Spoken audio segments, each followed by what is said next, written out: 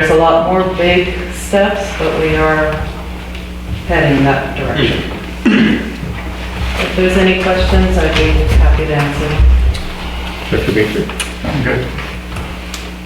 Yeah. I have something real quick. First off, I want to thank you for continuing your work on the GSA. So as part of that whole entire moving towards that transparency, there will be reports about the you said the programming and budgeting part. Is that what I understood? No, what part? To get the budget certification? Yes. This is one of the steps. Okay. So we're not going to get that certification this year, No. but we are working towards it. So I just wanted to mention that's one of the reasons that we work so hard to include it, along with the requirement of it. Okay. Thank you for that clarification. I think it's really exciting. I really do, especially with everything that you guys, the whole staff has put into all these comments. It's like, look, once you reach national standards of accreditation on your budget, I mean, what else do people want at that point? You're going to have a budget that's going to be more transparent, more accountable than probably 90% of every single government entity in this entire state. At some point, it becomes a point where these are the facts and everything else is opinion. So, and I appreciate your hard work on that.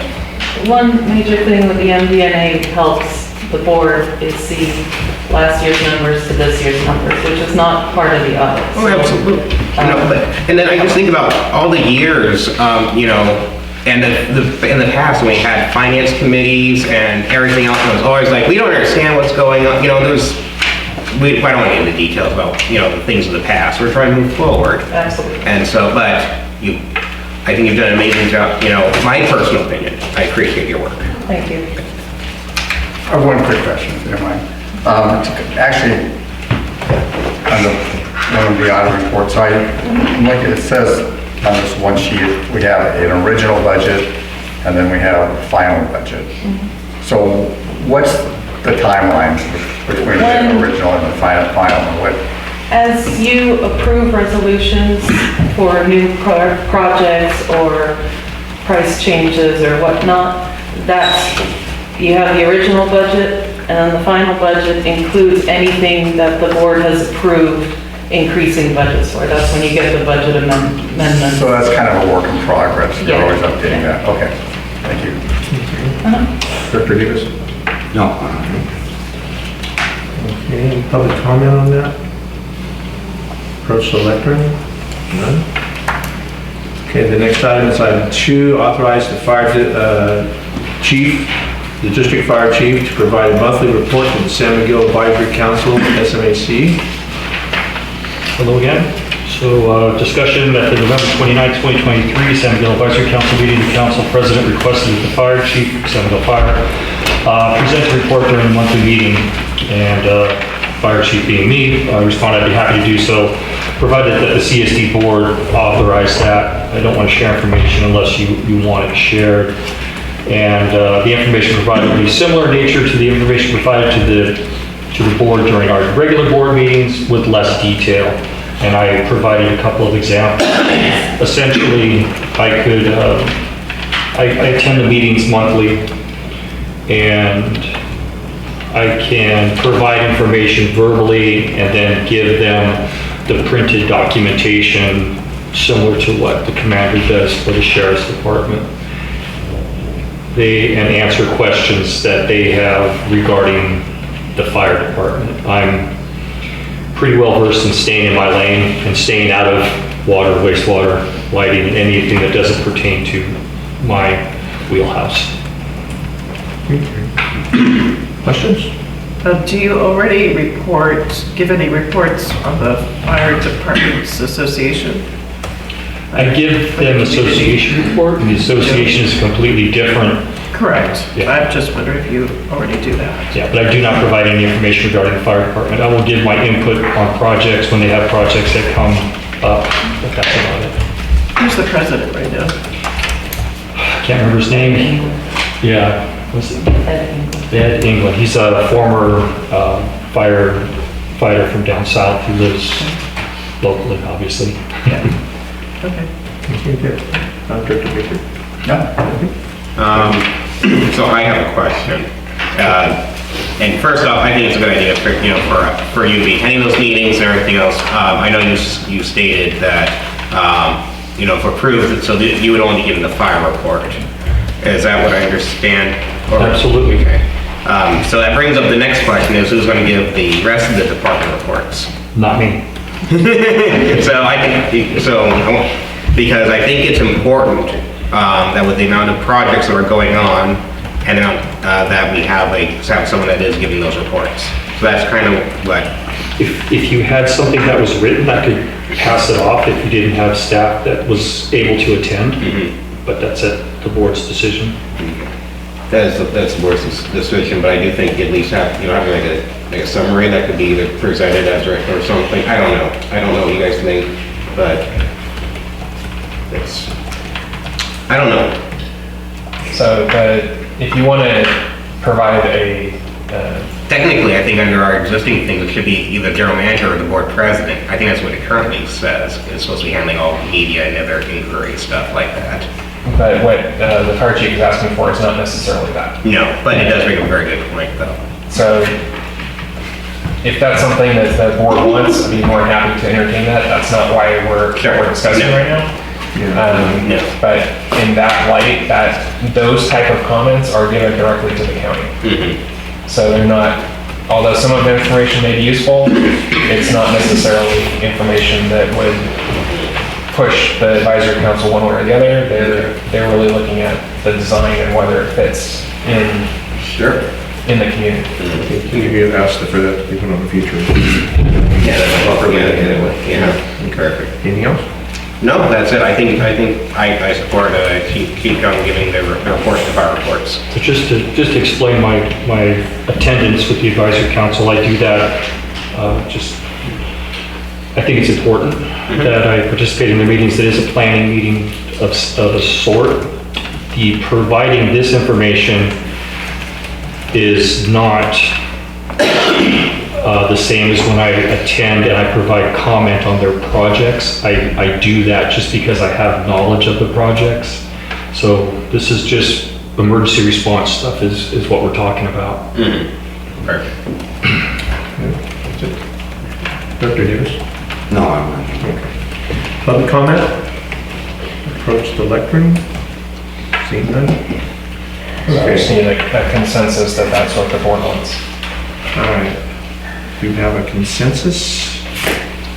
I agree with it. Yes. I agree with it, yeah. Okay, so we have complete consensus of it. Okay. Thank you. That's 1 and 2. All right. Item 3, authorized cost recovery agreement between the Fire Recovery USA LLC and the San Miguel Fire Department, resolution 2023-45, tabled from September 28th board meeting and again in November on the November 16th board meeting. Recommended for review and approve. Well, it's me again. And as it says in the summary that we've had this come back a couple times. This would be the third time, and now we have a full board, so I think it was requested that it be tabled so you have a full board to review it. So discussion, Fire Recovery USA LLC provides cost recovery service at no charge to San Miguel Fire Department unless the department fails to meet the minimum of 6 billable incidents annually. The annual fee for not meeting the 6 billable incidents is $250. And Fire Recovery USA LLC collects 22% of any cost recovery via their services, and there is a $500 startup fee. An example I have is provided, giving you an idea of what they're looking for. So the last time this was brought up, I offered to meet with anybody who had questions regarding this process. I had no takers, so I felt it was in my best interest, in the district's best interest, to present a sample of what goes into the process. And if you go into, I'm trying to get my computer to catch up, you'll see that there are was an incident that would be a billable incident. We discussed this at the last meeting. Trying to get through all the verbiage. What page are you on? 168. 168. I'm only on 162, so let my mouse scroll for a second. There's a list of all the agencies that participate in this, and okay. That's on 165. So 168 shows you a photo of a Super Duty truck that went over the side off of Highway 101. There's a better view of it. The pictures didn't get rotated onto the slideshow presentation. I apologize for that. I have difficulty orienting things within Kranis. But you'll see the photos, and it's a late night incident. So on page 174 is the beginning of one of our reports. So that's the kind of reports that the department generates. And it takes time to generate these reports, provide the narratives, and attach all the photos and everything else. That report is going to be generated regardless of what happens, if we try to recover costs or not. This particular situation, we received on page 176 a request from an insurance provider, which makes this a lot simpler because we have the insurance information, we have all the contact information, and they're requesting this report. This person is claiming their vehicle was stolen and it was ran off the side of the road. The nuts and bolts of it is this person was involved in a high-speed pursuit from Atascadero, and there was a violent assault that occurred, and then intoxicated driving, reports of reckless driving all the way up 101 until the vehicle finally impacted the guardrail at the Mission Street overcrossing and went over the side adjacent to the Mission property. So of course, dispatch for emergency services in the middle of the night to come deal with this on October 31st, just before midnight. So at any rate, a lot of time and effort goes into creating these reports and to run the scenes and maintain the equipment. The cost recovery program would allow us to recoup a portion of funds that we could utilize to maintain our equipment, to enhance our staffing, and just give us more tools to do our job in the community. I'd be happy to answer any questions. Yeah, I got a question. So, you're saying this is limited to law-breaking incidents? There is no real limit to law-breaking incident, unlawful incidents, incidents within the district, incidents outside the district. It is limited to beyond standard EMS calls, which we will not bill for EMS calls. Emergencies are not predictable, they're dynamic, and they're not consistent, so you don't really know what is going to constitute an emergency response. It could be illegal activity, it could be accidental activity, it could be negligence, it could just be random. So I don't know if that answers your question, but So what are you billing? What conditions are you going to bill somebody?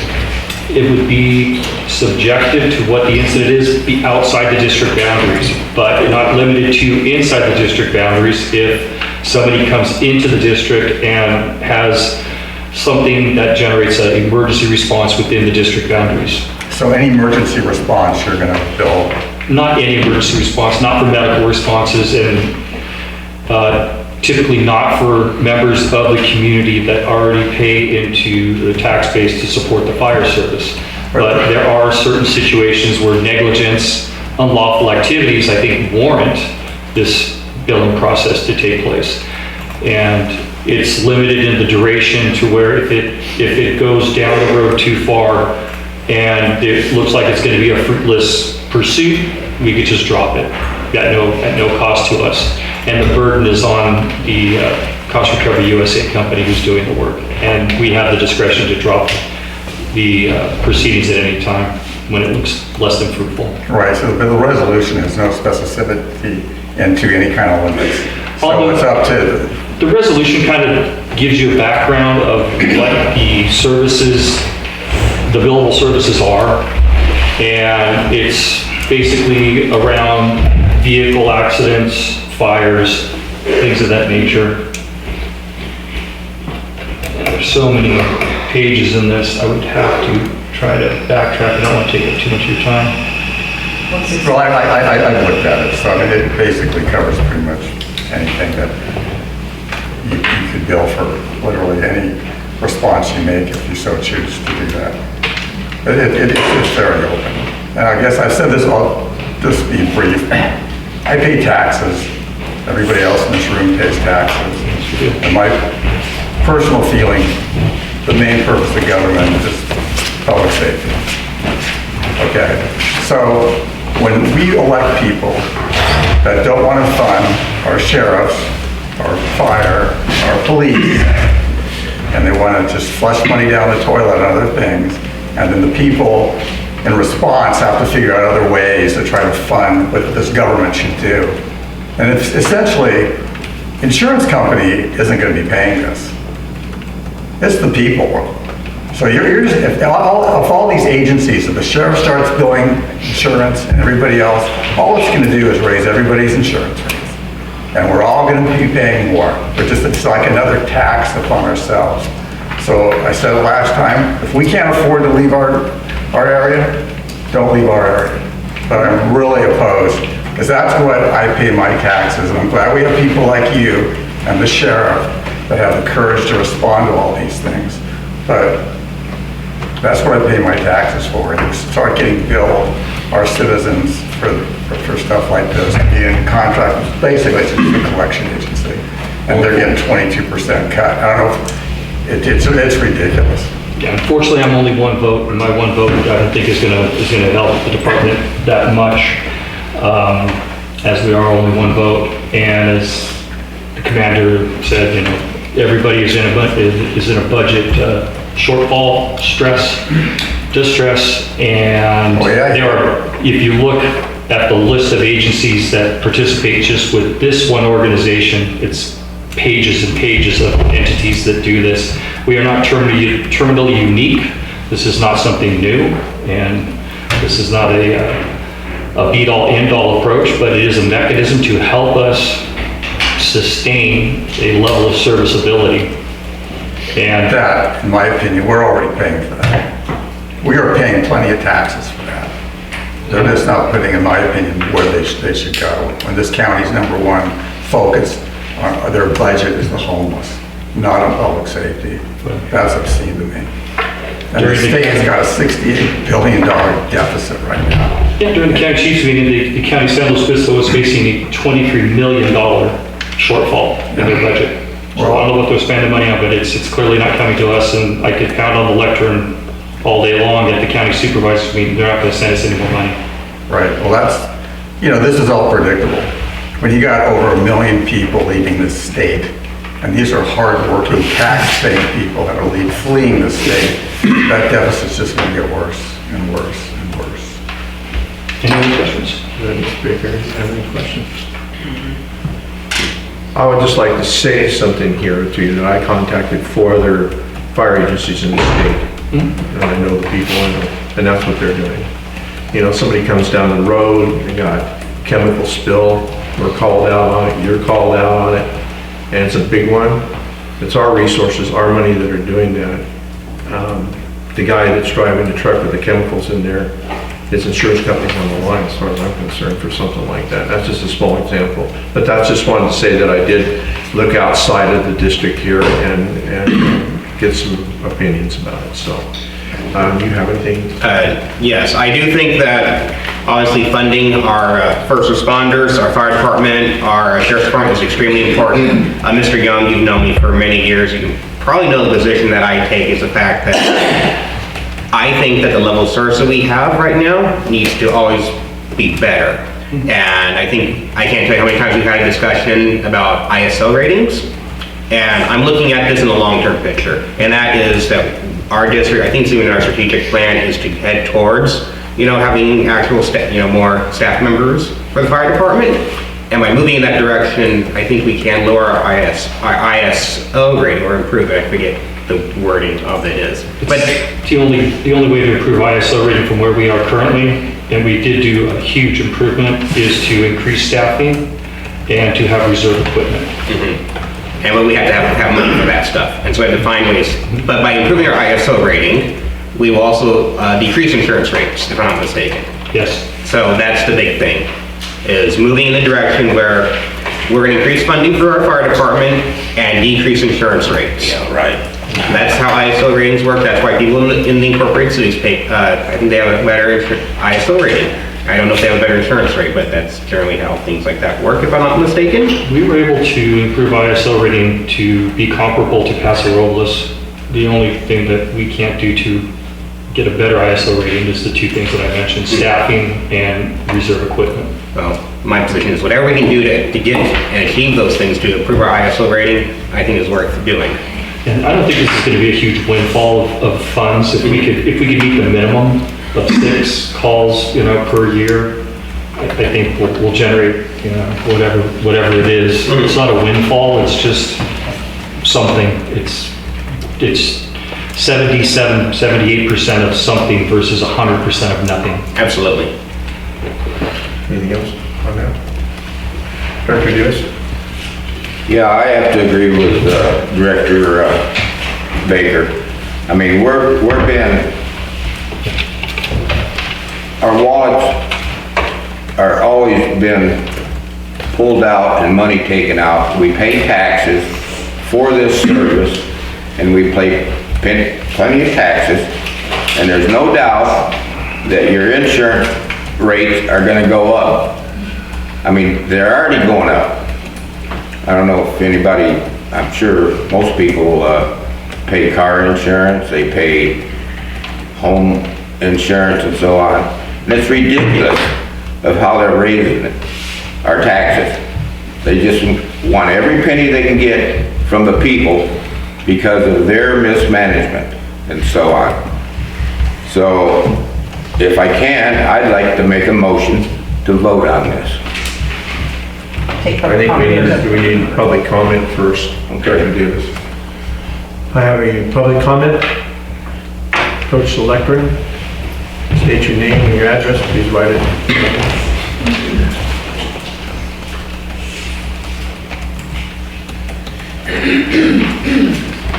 What agenda item is this?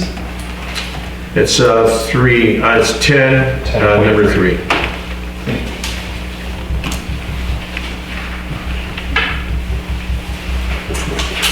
Good evening, directors. I'd just like to say that I see both sides of this argument, but it's been stated a few times that we're already paying taxes.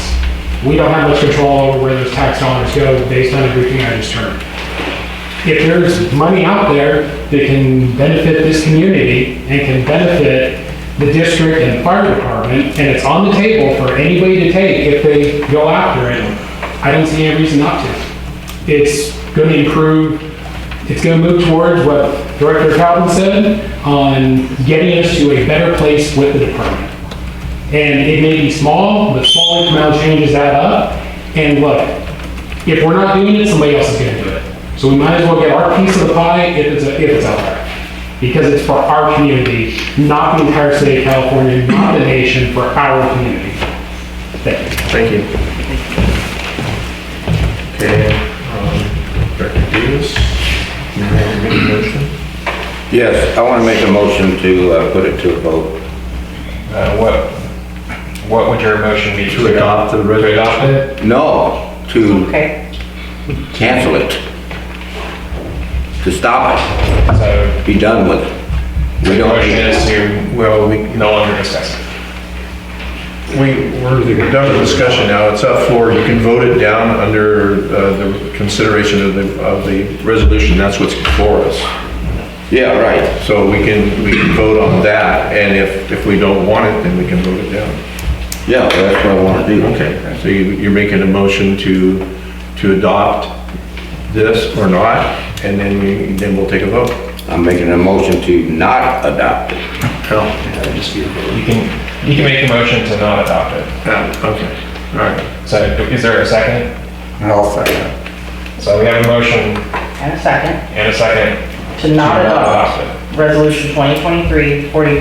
Then I take a vote. All right? Director Baker? Yes. Director Gregory? No. Director Calvin? No. Director Davis? Yes. Dr. Smiley? No. Does not pass. 2, 3, 0 absence. Do we have a motion? Need a motion to A motion adopt it? To adopt the resolution. 2023-45. Okay. Do we have a second? I'll second it. I always stand by our first responders. I have a motion on the floor to approve resolution 2023-45 by Director Gregory, second by Director Calvins. Do another vote. Director Davis? What am I voting? To approve it. No? Okay. Director Calvins? Yes. Director Baker? No. Director Gregory? Yes. President Smiley? Yes. Passes 3, 2, 0 absence. Thank you, directors. Item 4, authorize the general manager to enter into a contract with Water Systems Consultants for updating the district hydraulic water model and performing an alternative analysis for the updating of the district hydraulic water model, and I guess that's, oh, it's on the next page. SLT, Booster Pump Station, approve related budget adjustment, resolution 2023-55, recommend review and approve. Thank you. This resolution 2023-55 would authorize myself to enter agreement with water system consultants for two things. One, to update our hydraulic water model, which basically is a computer model that's a picture of our system and will allow us to analyze any different part of the system for flow losses, to provide fire flow information for us to, for developments, if developments are coming in. Basically, it's an analysis tool to let us know where our deficiencies are and what we need to fix going forward. The second part of this is to perform an alternative analysis for the booster pump station for the San Luis Terrace well. This analysis is going to be required in the future by, as part of the grant application that we've submitted for the booster pump station and the water tank. That part of it would be refundable or reimbursable through the grant that we applied for, assuming the grant is successful.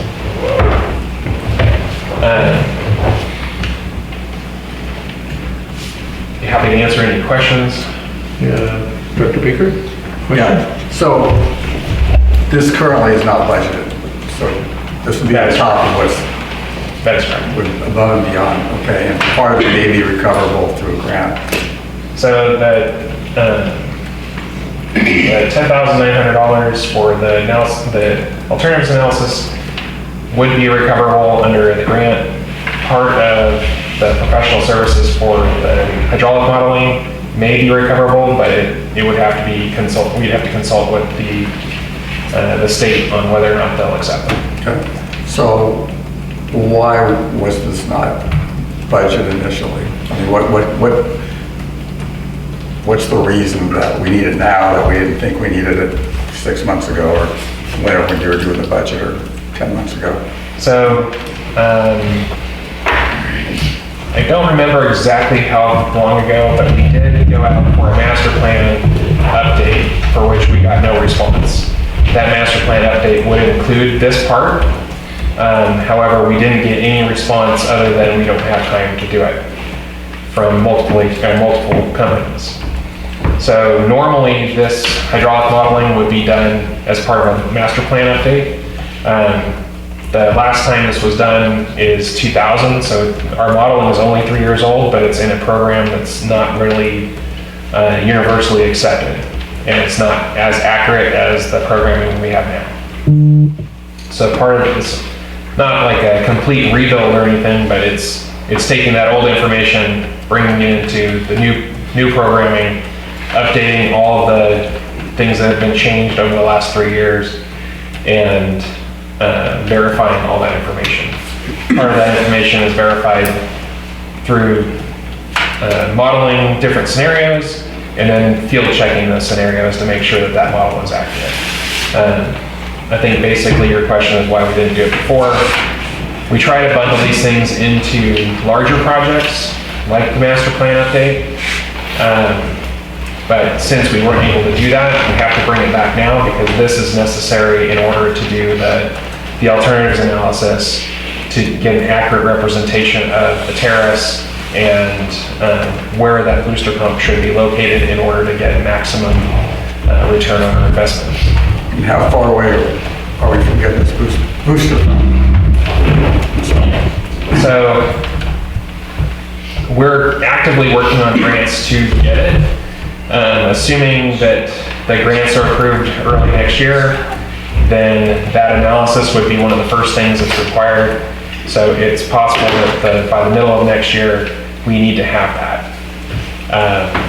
However, these are all different pieces in a moving machine, and the longer you delay some of these pieces, the more delayed other parts of it get pushed back. So we don't necessarily have to have this today in order to move forward with whether or not to purchase the property to put it on the corner of Power Road and River Road, or to take additional property by eminent domain off the end of Magdalena or Martinez.